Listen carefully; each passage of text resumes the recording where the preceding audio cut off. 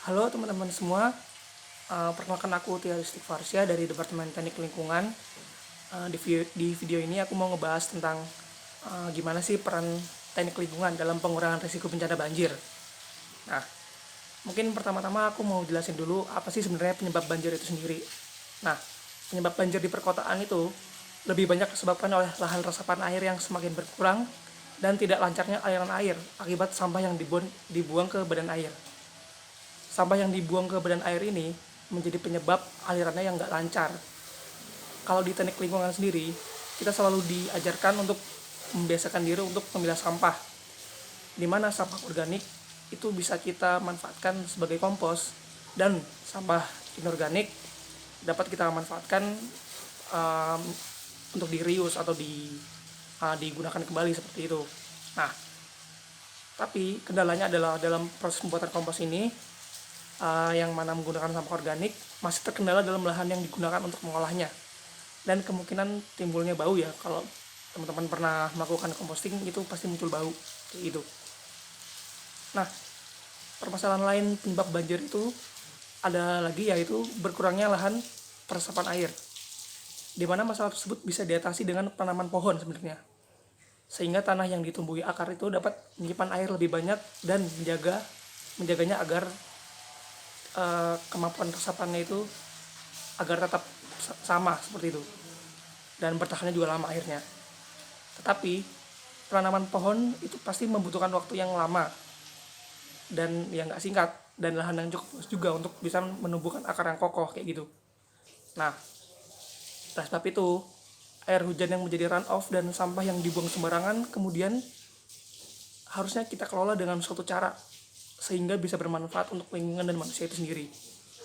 Oleh karena itu, aku sebagai anak teknik lingkungan menyarankan agar cara biopori itu bisa digunakan untuk kita mengurangi risiko banjir itu sendiri.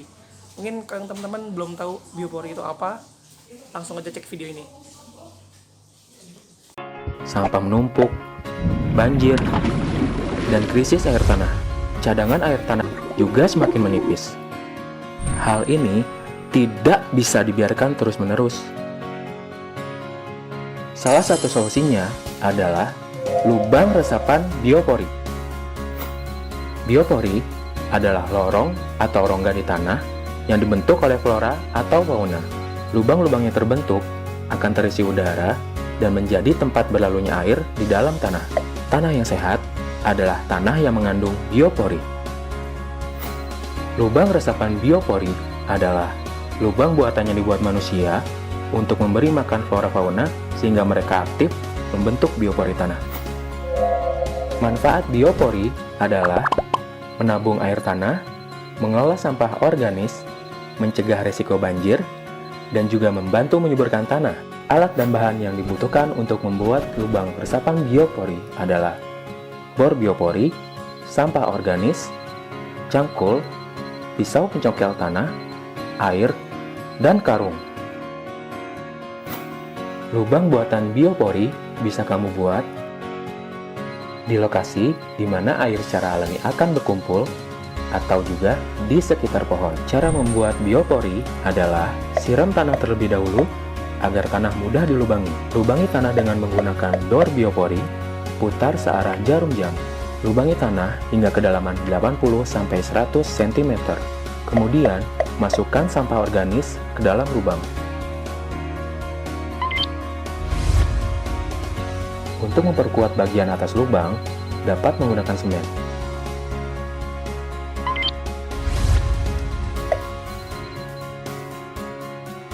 Yang dimasukkan adalah sampah organis, bukan sampah non-organis.